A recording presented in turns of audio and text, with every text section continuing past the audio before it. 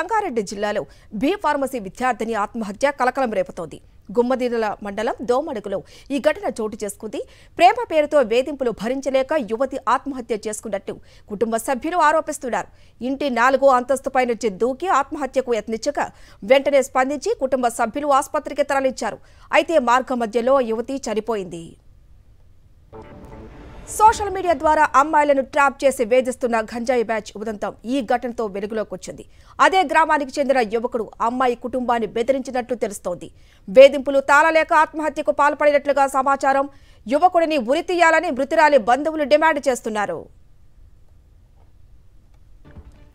ఈ ఘటనకు సంబంధించిన మరింత సమాచారం మా ప్రతినిధి దిలీప్ అందిస్తారు. దిలీప్, అసలు ఏం జరిగింది? ఎటువంటి సమాచారం ఉంది దీనికి సంబంధించి మీ దగ్గర? సరిత, ఈ గుమ్మద్దాల మండలం దోమడుగు గ్రామంలో గత రాత్రి బీటెక్ చూస్తున్నటువంటి బీఫార్మసీ చూస్తున్నటువంటి విద్యార్థిని ఆత్మహత్యకు పాల్పడితే ప్రేమ పేరుతో ఆ వేధింపులు భరించలేకనే ఈ బలవన్మరణానికి పాల్పడింది ఈ తేజస్వినటువంటి అమ్మాయి.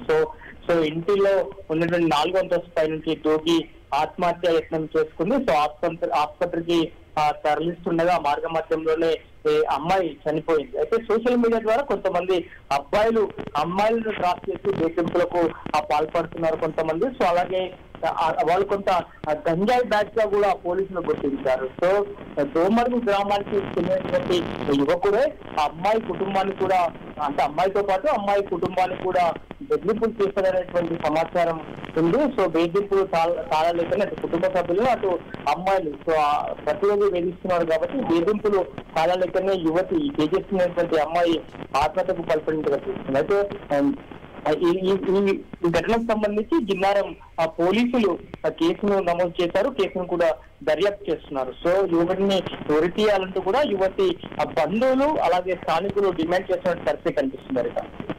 Thank you Dilip.